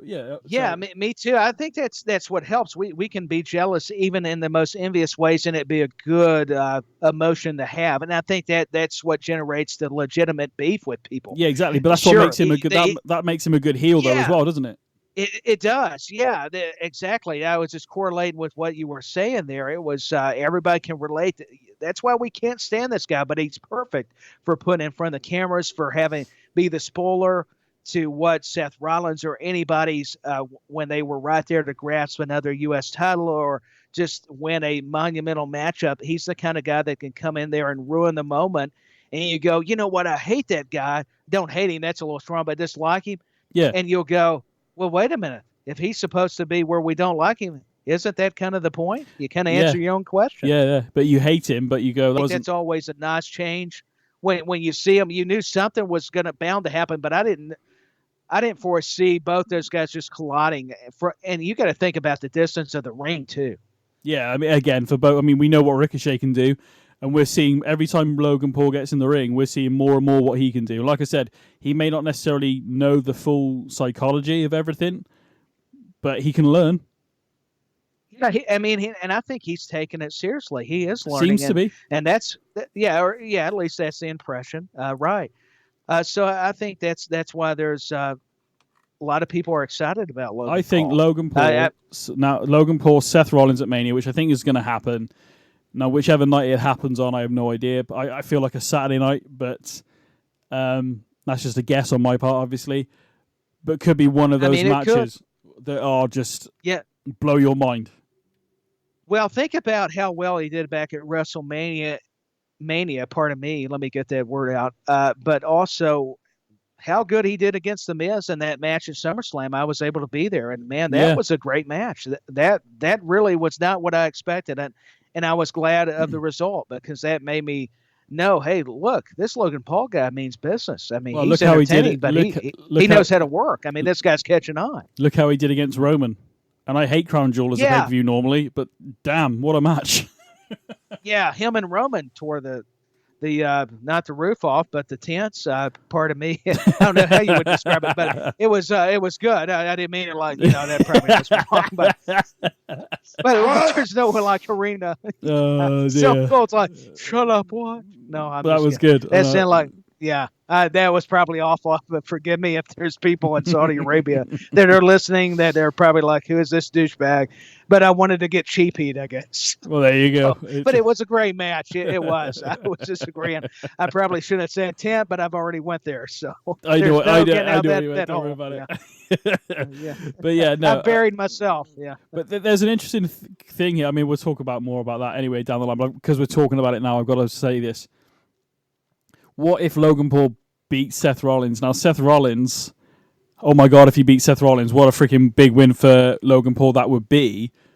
But in terms of storyline going forward, this Joker-esque on the edge thing we've seen with Seth in the past, and we are kind of seeing now, if you saw the way he behaved on Raw this past week, could send Seth into this spiral maybe of just losing it and being very unpredictable and maybe being a lot more vicious going forward, maybe to then be a contender for maybe next year's Mania for a title possibly. I don't know.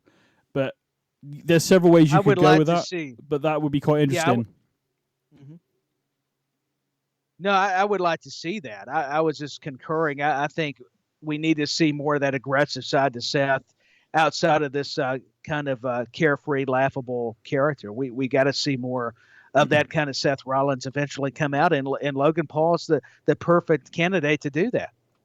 How long before Logan Paul is more of a regular? You know, if that's going to happen, is he going to be more of a regular? Is he just going to be this one-off sort of every now and again? I don't know, but you know, a bit more training with the right people in the psychology and stuff. He could be a great heel, and to the point where he's going to be a heel for a while.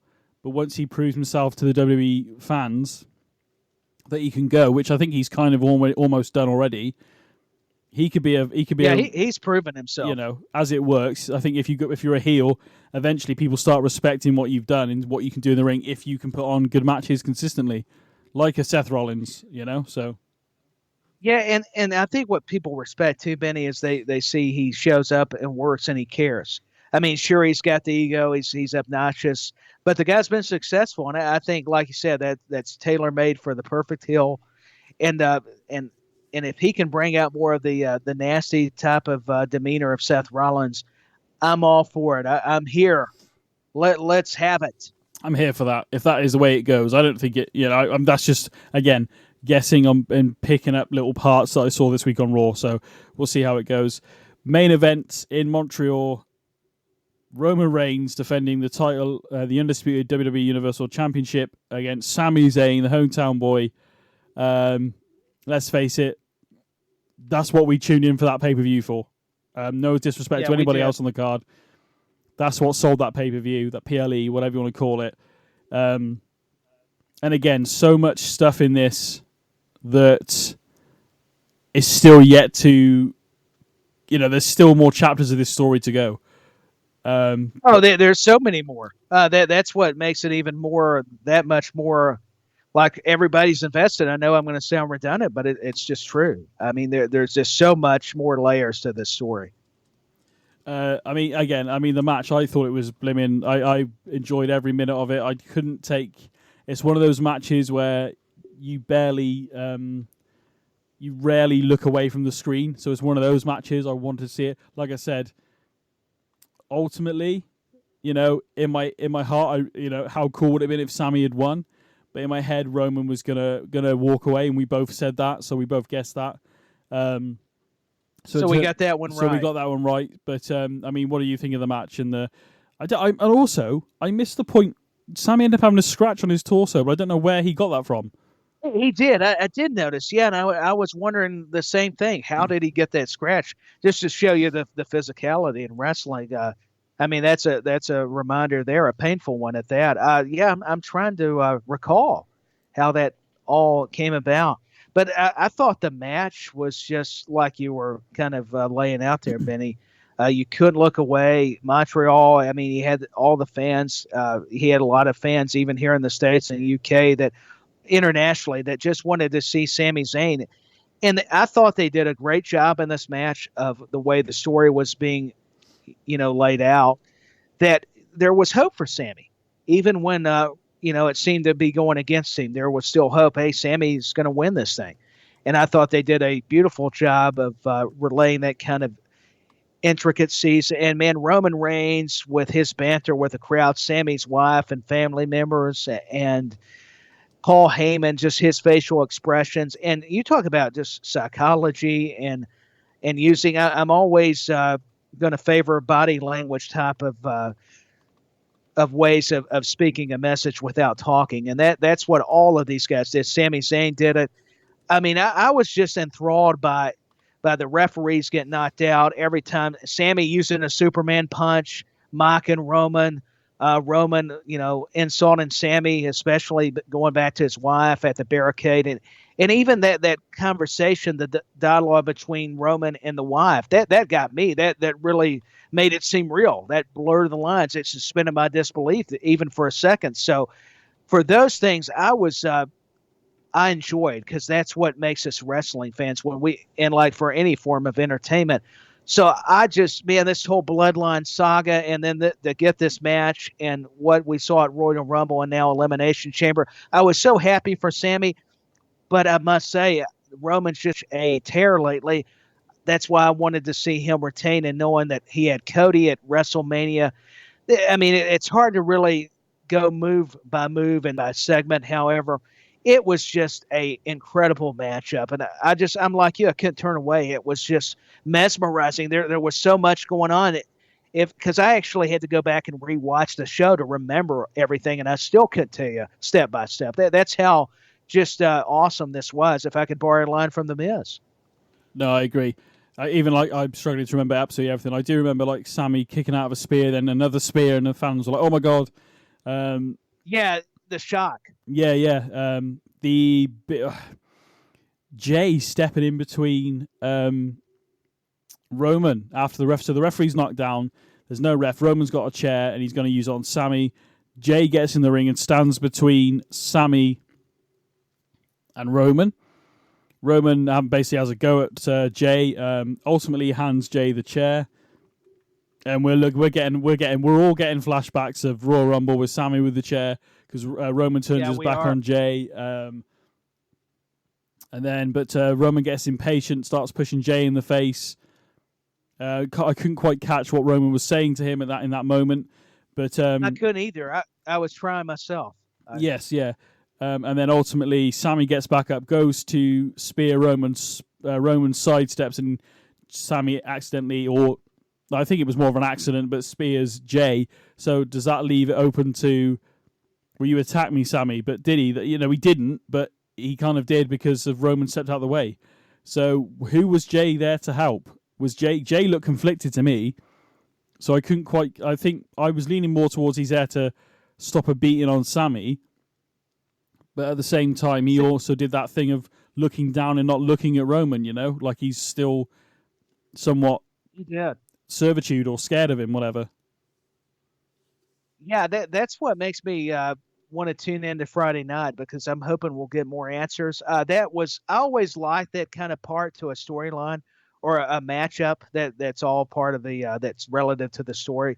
Jey Uso, you mentioned it about Royal Rumble, him not seeming to align with his family members and the bloodline, and him and Sammy were able to trust each other and become close when it appeared that Jey was not very fond of having Sammy a part of the group, and it did appear that he looked confused. He was thinking of it. Okay, here's my family on one side of it. Now I've got a guy that I considered family, or at least a friend. Do I want to repeat what happened at the previous event, which was Royal Rumble? And you brought that up, Benny. And that's what I love. It's the what ifs. It's the what we don't know, what's going on or playing in his head. It's those type of moments that just leave me craving more of this story. It's been so good. It's hard to put into words or even describe or depict to people. It's just, you have to watch it and live it yourself. I think you nailed it with it makes me want to watch SmackDown to see what happens next. And I think that sums it up perfectly, because that's the same how I feel. I can't wait. I'm hoping we get more answers. I reckon we'll get a little bit, as we have been getting. We're almost like drip fed it at the moment. But no, that's true. But you know what? I don't mind that, to be honest. So yeah, very much looking forward to SmackDown. I guess that's a good way of putting it, to be honest. Yeah, I mean, it's like if it was a star on Raw, we'd all be saying the same thing, because if you got a storyline that strong and been so dominant in for all the right reasons in all the right places, then you're gonna. It's like a TV show, episodic. You're gonna want to see what's going to happen next. What's going to be the next move, or what's this character willing to do? Is he going to turn on somebody, or is he going to align? And I mean, it's like good and evil. It's like the conscience we all have as humanity. Do we want to listen to the voice that leads us to good, or are we going to listen to our bad side? Yeah, definitely. Our voice that wants us to do bad. So I think you could draw the parallels. I know that's kind of bizarre to people probably listening, but I think as long as it's got logic behind it, that's the thing. I mean, we could kind of see when in Jey Uso's facial expressions. I mean, you could tell he was just his whole demeanor. He's like, what do I do? Because on one hand, this guy's telling me to hit him with a chair. I've been down that road where he was making Sammy do it. Now he's wanting me to do it to Sammy in front of his family, his hometown, demoralize the guy. So, and then it was perfect because Sammy was able to spear Jey Uso. That way we didn't know. So it leaves room for more of that to develop. So I'm with you, man. SmackDown's going to be a very another good show. Yeah, I mean, in terms of the weekly show, we move on to Raw. Sammy kicks off the show, and ultimately he said thank you to the fans, but also reached out to KO to see if KO would maybe want some help taking down the bloodline now, basically. And it would have been quite easy if it's KO to say, yeah, okay then, but I like the way they've done a callback to, because KO comes out, Kevin Owens comes out, but ultimately turns around and says, I told you, I'm done with you, back a while back. So, the whole speculation has been at some point Sami Zayn and KO are going to team up against the Usos. Of course, now we've got that spanner in the works. Yeah, that's what we're hearing. The spanner in the works of Jay and Sami are somewhat friends to a degree, or at least don't. Maybe Jay's starting to disagree with the way Roman does business. I don't know. Again, SmackDown. Hopefully we'll find out a bit more. Yeah, me too. I hope it reveals a lot.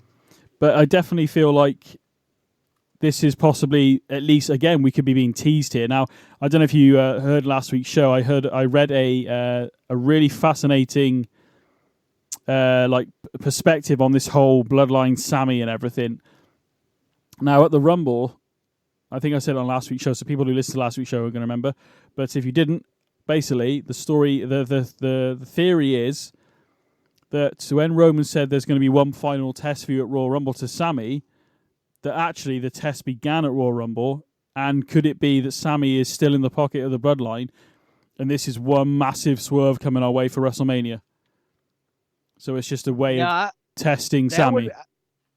I would like that, actually. That would just give the story another twist. So, honestly, until you brought that to my attention, I would not hate it.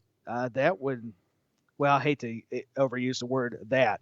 Let me preference it by stating it would be just very, well, you said it, fascinating. I'll just borrow a word you just used. It would be... it's hard to explain it and just saying it. I mean, until you see it, visualize these things and watch them, I would just be very ecstatic if that indeed happened, because... I mean, what a swerve. It could just... Yeah, I mean, exactly. It's that twist we all need or desire or just didn't see coming. But we didn't need to see it. No, but I mean, we could be wrong on it. I just thought it was a real fascinating theory, basically, on that one. But, it could be a case of... Because he said, this is your final test. Didn't necessarily say that the final test was going to end at the Rumble. Maybe his final test began at the Royal Rumble, and actually, it will come to, maybe it'll finish at WrestleMania, and then Sami will be a full-on bloodline member. Maybe, I'm guessing. Obviously the way it's been going, we've had Sami say about KO and stuff. But my point is, we weren't really told. We're assuming the test was to hit KO with a chair. Maybe that was the test. Maybe it wasn't. It's going to be interesting going forward regardless. But what a swerve that would be if the test comes to a head at WrestleMania. Sami comes down to maybe look like he's going to help Cody Rhodes, but actually doesn't. So, see, that's a good way to keep Roman as still the champion. And we could still have Sami KO team up against the Usos for the tag team titles. And maybe it still looks like that night, Usos could retain still. But at the end of the night, then Sami comes out. Maybe the Usos are out there. Maybe KO comes out. Maybe Sami comes out as well. And we all think Sami is there to help with KO. And then he doesn't. He ends up helping with the bloodline. And, Roman walks out of Mania with the title thanks to Sami, the Usos, and Sikoa. And in the whole time, the next night on Raw, we had you. To paraphrase... Mr. McMahon back in the day, it's me, Austin. It was me all along, Yeah, it could be one of those, I'm the evil man now. Yeah. It could be one. It was me, Kevin. It was me all along. It was my idea. Whatever, So it turns out that because Sami Zayn has called himself the master strategist in the past, so if it did go this way, there's all the little nuggets of information that can make it go that way or the other. But either way, it makes, like you said. It makes us want to watch SmackDown, and it makes us want to see what's going on with this bloodline storyline. Oh my gosh, it does, and I know it's a theory, but the way you're relaying it, and it's all sounding like I might want that to happen. Because as much as I love Sammy against the bloodline, that's also very good. The more I think about it, the more I'm like, yeah, I wonder if this is going to happen. Yeah. Speaking of back when he was doing conspiracies, this may be a good possibility. It links all into this Sami Zayn sort of character to a degree. So, I'm not saying. And to think that, but after we just broke down that match of Elimination Chamber, to think Roman's even talking with his wife. I mean, this is all just incredible. I mean, what if Sammy just like, hey, I took all this beating, I even challenged hey, guess what? It's all part of our master plan. It could be. The beating could be a thing of just Roman wants to see what Sammy can do. And maybe it's almost like not a hazing, but you know what I mean? Like you must take this beating and this initiation is what I'm trying to say into the bloodline. If you remember, Jey Uso, he even did it to his own family members. I mean, he had to compete in a match. So why not somebody else that's wanting to be like family? That's probably the test or your knit groups. You got to go through this and that, or I may have to beat you up till you show me you're loyal, or you're going to go through with this process. So I'm just my mind's blown. I mean, it really is. I'm not just saying that to blow smoke. I'm glad you brought that up because it's got my wheels spinning again. I'm like, what if, Yeah. We'll move on anyway. But yeah, there's so much there to unpack. We'll quickly just recap Raw, what happened generally. In one of the best reversals I've seen in a long time, Mustafa Ali reverses the Famouser into a handstand and manages to roll up Dolph Ziggler to win the match. That reversal for that feint, I don't know if you remember seeing it, Tyler, but I did. I was like, I've never seen that before. Great. Yeah, I haven't either. I mean, Mustafa Ali is just like Dolph. He's so innovative, and even off a pinfall, it's just you never do put it together. How can you make this different and stand out? And Mustafa Ali answered it. It was on the face of it, it's very basic in terms of the reversal, but I've never seen it before. So if you haven't seen it, ladies and gents, Mustafa Ali versus Dolph Ziggler from this week on Raw. I'm sure there's highlights on the old YouTube and stuff. Give it a look. Cody Roman says that, I could say that Roman, while you're defending the title, Roman could be at home with your wife, Cody, but he's happily married. But then Paul Heyman alludes to the fact that he's not happily married. Brandy Rhodes, but okay. Yeah, I think Paul wants Brandy. It's what I gathered. That was pretty funny. Yeah, Paul and creepy. Heyman's always creepy, brilliant on promos. Yeah, it was creepy. It was bizarre, but I guess they were going for that with Heyman. And the neck brace, and I love how he knocked on Canada. Speaking of strategy, having Roman, you mentioned it, the mouthpiece, the guy that can convey the messages and generate the heat and disdain. And Cody didn't want to even see him there. I mean, he addresses Roman. I mean, I was trying to know, even watching it, going back on the DVR, it was mesmerizing because, he brought up the wife part of Brandy. And I'm like, are we going to see Brandy now? I mean, but what if they do decide? I did see her on the Cody Rhodes, there was some backstage footage that had come out with Cody talking. And obviously, we saw Brandy in the background, but not really on camera in a sense of talking or anything, I don't think. We have yet to see Cody and Roman face-to-face as well. Obviously, we still have, 6 weeks? We still got 6 weeks, and I like how they're being patient with it. I think it's good because you still got time, even though it is getting closer, and let Heyman do the promos and have the encounters. And so I'm very just I don't know how you would describe it. What word you can help me out here? I'm just excited. I guess I'll just keep being redundant a little bit because well, we keep seeing. I don't. It's the unknown. Yeah. I think that's it. It's just the unknown of when it's finally going to happen. That meeting, that moment when we're going to see Cody and Roman face to face. I mean, we could even see because we've seen Paul Heyman turn up on Raw. We've seen him on the Titantron. We could have Cody turn up on SmackDown. Cody probably isn't going to turn up on the Titantron as much, but he might turn up in the ring. Maybe we see Cody take on maybe Sikoa or maybe Jimmy or Jay even. I don't know. or maybe where he we has to go through the bloodline to finally get to get Roman. that confrontation. Yeah. So yeah, I don't know. Either way, I'm anticipating it. I'm eager for it, and like you said, it's not necessarily a bad thing that we haven't seen those two together yet. No, not at all. Because like you said, anticipation is a good way of saying it. Phrasing the terminology. Because I think sometimes storylines get rushed too much because we want more of the sizzle instead of listen. The sizzle is going to be more effective if we have patience with it, if we wait.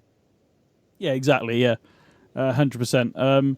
MVP and Omos issued an open challenge to Brock for WrestleMania. We kind of talked about that earlier in the show. We'll see how that pans out next week, basically. Becky Lynch, now I called this a couple of weeks ago, but Becky Lynch and Lita challenged Damage Control to the women's tag team titles, and I understand that's going to happen next week on Raw. And apparently, now again, this is backstage people talking on the internet, so I don't know if it's true. Trish Stratus was there, and they initially was going to come out. That's what I heard. But they changed it now. I quite like that because what could happen is next week we have the tag team titles. Bayley gets involved. Maybe the Damage Control retain. There's a bit of a beatdown going on, and then we have Trish Stratus come out then to maybe help with, to help Becky and Lita. Which I think the word on the street is basically we could be seeing Becky, Lita, Trish, and Damage Control in a tag team match at Mania, possibly. So that's I've also heard that as well. It looks like that's the rumor or the big hot topic too. I mean, as far as having all those ladies featured. But you know what? I wouldn't mind seeing Lita and Becky Lynch, the women's tag team champions. To be honest with you, that'd be pretty cool. I'm not going to lie.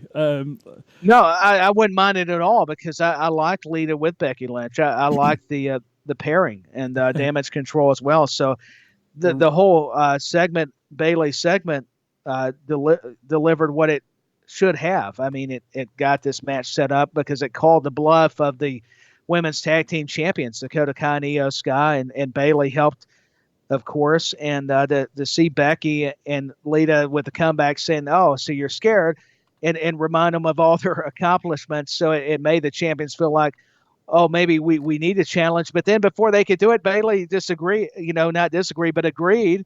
And then they acted like they were a little reluctant, but then they got, all of a sudden felt relieved or something. So it was very interesting, the whole change of, speaking of body language and the promos and the exchanges. Interesting to see what happens, really. And again, the word on the street is basically, or the webosphere, I should say, is that it's going to be a 6-women tag team match at Mania. But do you know what? If Lita and Becky do win the titles, I'd happily see Damage Control take them on at Mania for the titles again. To be honest, have them lose or even have Damage Control retain on Raw, but maybe outside interference with Bayley causes a rematch at WrestleMania. So then maybe we have Becky and Lita win them at WrestleMania, which would be so much cooler rather than on Raw. It would be a cool moment, and I'll tell you, after seeing Lita, I mean, she can still go. She's definitely a legend, Hall of Famer. This is so neat. I mean, who would have thought in 2023 we're going to be talking about Edge, Beth Phoenix coming back. Now we're talking Lita. We've seen Trish already. I mean, we've seen some of the legends return. I mean, it's a remarkable time for the industry, and I'm happy for Lita, and I'm just so overjoyed for Becky Lynch and Bayley and Damage Control. I think all these ladies are so talented, and what a matchup. What's this say? It's actually a compliment to Damage Control because you've got, especially I'm excluding Bayley because to me, she's a star. She's in that conversation with Becky and Lynch and that whole era. But what I'm saying for those two ladies, talking about Sky and Kai, I mean, to be able to share the ring not only with Becky, but especially Lita, knowing her experience and how many championships she's won. But has she been a tag team champion? I guess that's another question I meant to ask you. Well, there was no women's tag team champions, was there? So I don't think that's true. Yeah. So I don't think either she wouldn't have been. No. It would be. So it'll be a first if that's if what I mean. Win. It'd be so cool to have her name attached to those tag titles, wouldn't it? To be honest, going forward. It would be incredible. unreal. You could use all the adjectives. It's just, it would be pandemonium. I mean, if Gorilla Monsoon were alive and he had Bobby Heenan or Jesse Ventura, it would be pandemonium again. Oh my goodness. But yeah, I think that there's a way of that could go. Bronson Reed defeated Chad Gable via pinfall after the tsunami. Gable was distracted when Otis was outside the ring being talked to by Maxi Dupree. Otis. I'm laughing. I love all this.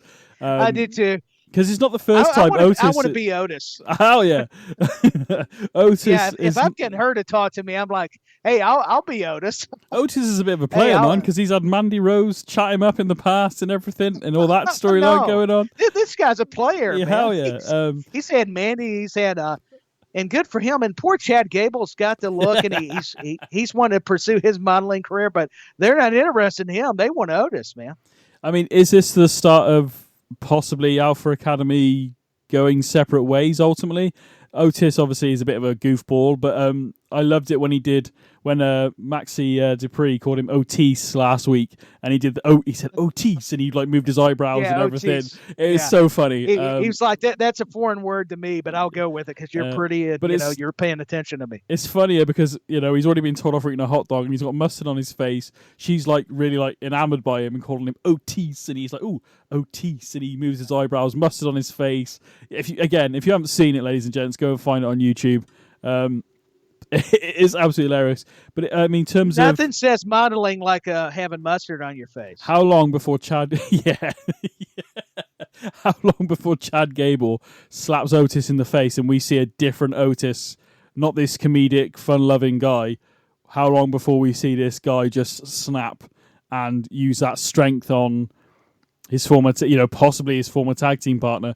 Is that where this is going? I have no idea. But this is the second time we've seen Otis in the last yeah, but and I think we need to see it. I think he's good at the comedic style, but I want to see Otis become more aggressive because I think it's time for him to change with his character. And I like Chad Gable.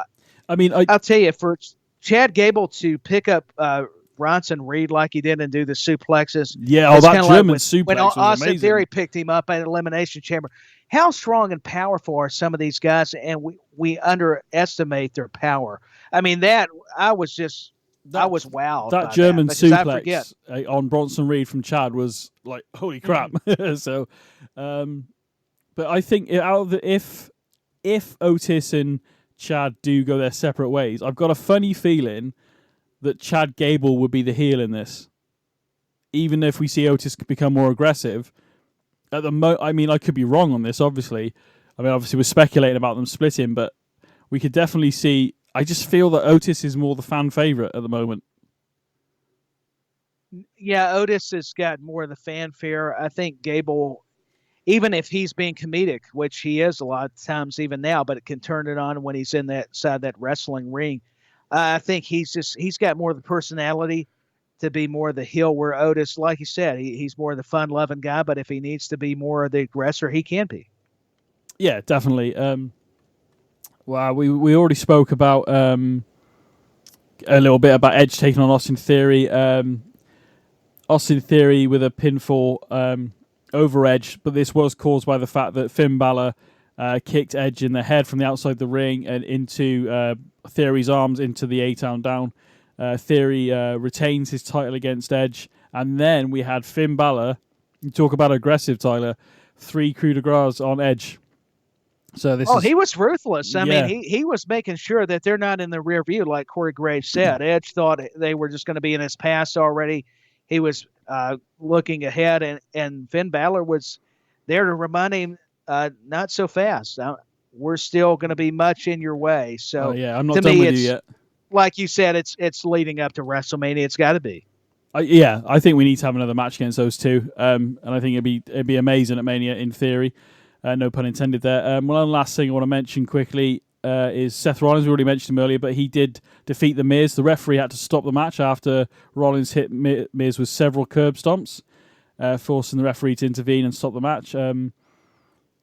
Rollins attempted to deliver a message to Logan Paul for interfering at Elimination Chamber and did so by punishing Paul's former mentor and teammate. This is what I was talking about earlier.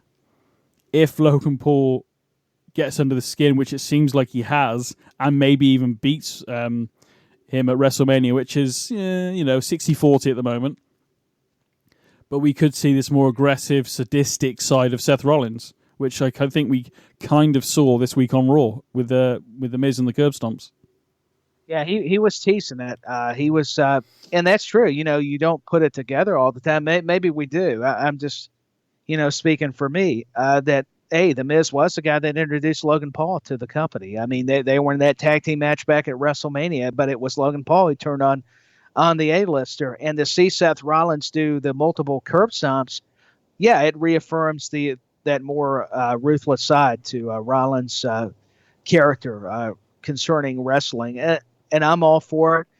I don't mind his kind of Joker-esque or esque, as they were, or as they would say, type of gimmick. I think it's running its course now. I love it for the WrestleMania commercials. It's perfect. But I kind of miss seeing not just the Shield, pardon me, Seth Rollins, but also Seth Rollins after the Shield, to when he won the championship. More of that, but even you could escalate how far he's willing to go with a lot of his stories. So yeah, I think he's due. No, I agree. One last thing, only because I forgot about it. The Seth Rollins thing was going to be my ending point, but I forgot to mention that Elias was in the ring at one point, asking somebody to face him at WrestleMania. Now, Elias we've already spoke about, but he has not had the greatest return to WWE. No. Bobby Lashley come out and beat down Elias, basically. Another good week for Elias. But Bobby Lashley saying that anybody disrespects him, he'll just destroy them from now on. So again, more aggressive from Bobby Lashley. And that's pretty much it on Raw. But Seth Rollins, as you said, it's going to be interesting going forward. We've got 6 weeks to Mania. I was going to say Baron Corbin and Elias should just form a tag team. Well, yeah, something I didn't mention, that obviously Baron Corbin actually attacked Sami Zayn at the start of the show, and Sami and Baron had a match on Raw. Sami came out victorious, but that's not a bad shout, to be honest. I don't know where you go with. Although Elias was talking to Rick Boogs the other week, whether there's going to be something there, I don't know. I don't know. It's got me confused, but even though I'm sure creative's got some sense of idea, but I mean, for Corbin and Elias, I just think they're going to be buried regardless. And I'm not even blaming WWE. It's just, I think maybe they are a little bit perplexed. I hate to even go this route, but after seeing what's happened the past several weeks, I mean, it's just like these guys are becoming, because I guess they're getting good at those type of roles. Hey, let's just get squashed by the other wrestlers, because there is nothing left for us to do. It's just like they're in a vortex they just can't seem to escape. I mean, I don't know if the Ezekiel thing really done Elias in, and then with Corbin, there's so much up and down, whether he's bum Corbin, he's happy Corbin. We don't know what to do. JBL is now out. It's just you can't always believe what you read, but you have to think and make the assumption, well, we don't really know what to do with these guys. So this may be the best spot we can put them in. And maybe that's what it is. I was going to say, I mean, obviously we've had Baron Corbin, obviously the whole JBL things come to a head, and JBL's had enough of him losing and not performing as he should. Are we going to see a Corbin-JBL match maybe? I don't know. But what do we do with Corbin going forward? And in saying that, what do we do with Elias going forward? They're very hard questions, to be honest. Yeah, they're hard questions, and not as easy as they appear. Obviously, I think you brought it up. I'd like to see both these guys. I think you can have too many comedy characters. I wouldn't mind seeing Elias go back to being more that kind of the heel that gets himself in trouble like he did with Lashley, but where he doesn't look bad. I get why Lashley had to dominate it. Definitely, Elias, let's be realistic, it's not going to go over Lashley in any segment, nor should he be, just being respectful. And neither should Corbin. But these guys it seems like they need another reset. And I hate to even go that way, but it just seems like every time they've been restarted so much. I used to feel bad for Lacey Evans, but these guys, you look at these guys on Raw, it's like, okay, we got this for you. We're bringing in a Hall of Famer. Oh, by the way, that's not working out. we're just maybe it's just creative frustration. I don't know. It is very difficult to surmise what could be the answers to fixing these guys' careers, but they need something. And I don't know that you can bring a manager. I don't know you can, because that's actually been done. If you think about JBL, I don't know if you pair them with somebody. I mean, nothing's seeming to resonate with anybody. They're not getting over. At least Corbin was at some point, and Elias too, respectively. And I think they've just been restarted so much. Nobody knows what to do with them. I mean, it could be as basic as that. It's really sad because they're talented, but we've seen this before. It's not uncommon with wrestling and wrestlers to see, hey, listen, they go through some bad spells, some bad gimmicks, and they just can't get out of it, whatever the rut is. It's hard to know. I mean, I don't know whether you, like you said, maybe teaming them together might be a good idea. That could be something. But it's a possibility. Yeah, I just feel maybe in terms of Corbin, I don't know about Elias. I think the way that it looks like we might see Boogs and Elias maybe do something. Obviously, they're both known for playing guitar. There could be some weird sort of Bill and Ted-esque vibe going on there at some point. They could at least make that funny, so it would give Elias. But then you still got Corbin. If you're looking at it from, I think Corbin needs to be on his own, and like you said, maybe drop the "I'm rich" type and "I'm better than you" gimmick because it's not working for him anymore. I don't think. Maybe, do you know what? I don't think it would be bad if he went back to NXT, to be totally honest with you, and reshuffle and, sort of, yes, he'll have that NXT. Well, look at Jinder Mahal. I mean, that's what he had to do. I mean, there's nothing wrong with a lot of stars having to go back. Maybe they need to. I mean, look at Mandy Rose. It helped Finn her. Balor went back. I mean, I know she eventually, is not there anymore, but think about the time her coming back, she had kind of hit a wall as far as the creative. And boy, was NXT the shot in the arm she needed with Toxic Attraction at the time. Yeah, and as I said, Finn Balor went back as well, and it didn't do him any harm, to be honest. He went back and became NXT champion again, and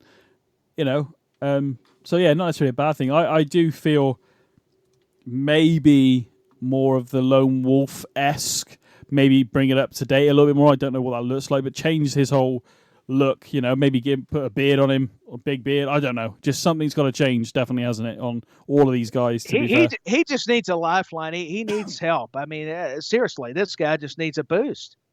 Yeah, definitely. And I feel bad for him.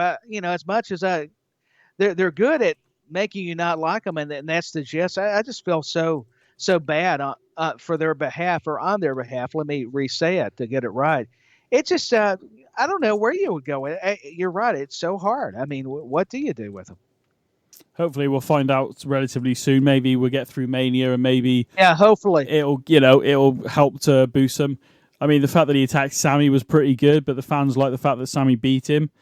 He's just, there's so many people that, I don't know, unfortunately, like Dolph Ziggler at one point, and even still to a degree, bloody great wrestler, but is kind of the gateway for another talent to go over on them so they can, build this person up. Yeah, exactly. He's the guy that helps put people over, and he's an amazing talent, and you kind of feel for him, but he's kind of been that utility guy where he's there to help like an Ali or just help somebody bounce back at his expense. So that's the way he's just utilized.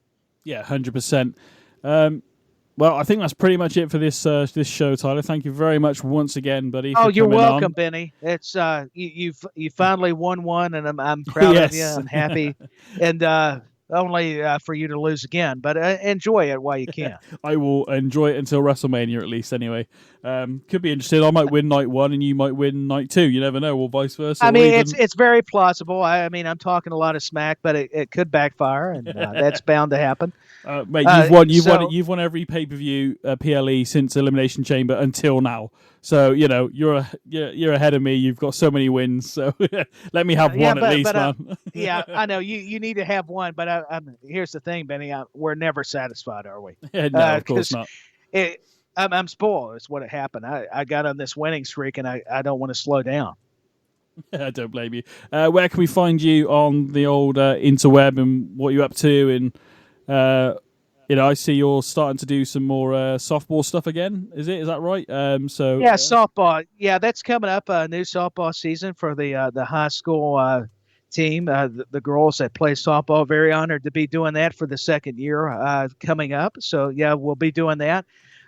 You can find me at Dustin Tyler 86 on Twitter.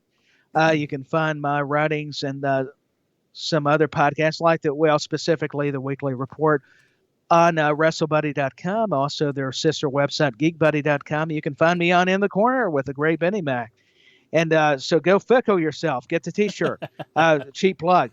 Also, the Rewind Wrestling Radio podcast. Got to give them a shout out. They do such a great job. I'm one of my first ever podcasts also, so I have to mention them. Standing strong with Waylon Myers. Look for that. There's a chance it may be coming back. I don't know for certain, but I still want to also show love to that program. Also, the Uncensored Wrestling podcast doing the Attitude Year. So it's cool that we're bringing up like DX or Austin. We're recapping right now. 1998 is the year. So another just exciting year for wrestling, sports, entertainment, whatever you want to call it, etc. And then, back when, I have to mention that. Also with Scottish Danny, I do the show with him. And that's just been a fun experience. And they're always a wild ride. And I don't want to get off of them, though, is the problem. So I have to make my list. I have to do the Jericho list of podcasts, which I'm fortunate enough. They put up with me. And if I don't say anything, they're going to end up wanting to – I'm not going to make it into their bloodline. So – there you go, mate. I think it might be time for Tyler to do his own show on SJP World Media and be the anchor on the show. But we'll see what happens. Well, hey, we could see. I need to talk to Sai. I was going to go a different route, but I hear he's not. I'm not sure he likes when we call him a certain thing. It's not a bad term. It's just the wise man. Yeah, the wise man. See, and I was afraid I was going to feel his wrath, but you said it. So yeah, our wise man. So. Maybe there can be negotiations, but I'm enjoying just tag teaming longer when you all allow me to be on and for putting up with this guy from across the pond in the States. So. Mate, always a pleasure to talk to you. Thank you very much. And thank you everybody that's sending questions and answers and all that kind of stuff. You can follow the show at In the Corner WWE. Don't forget to follow the network at SJP World Media. And we'll see you all again next Wednesday for some more WWE talk and whatever else is going on in the world of WWE. And maybe Tyler will start getting his picks together ready for WrestleMania so he can finally beat me again, which he probably will. But thank you very much for listening. Yeah, I'm going to. Yeah, thank you very much for listening to the show. This is BenNny Mack. Thank you, Tyler, and we'll see you all again next Wednesday.